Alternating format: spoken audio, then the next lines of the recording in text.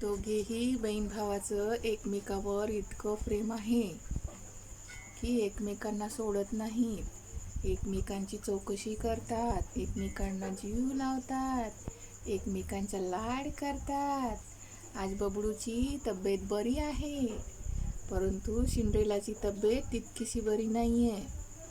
सिंड्रेलाची संडास अजून तरी थांबलेली नाही आहे. बघूया, लवकर थांबावी हीच इच्छा.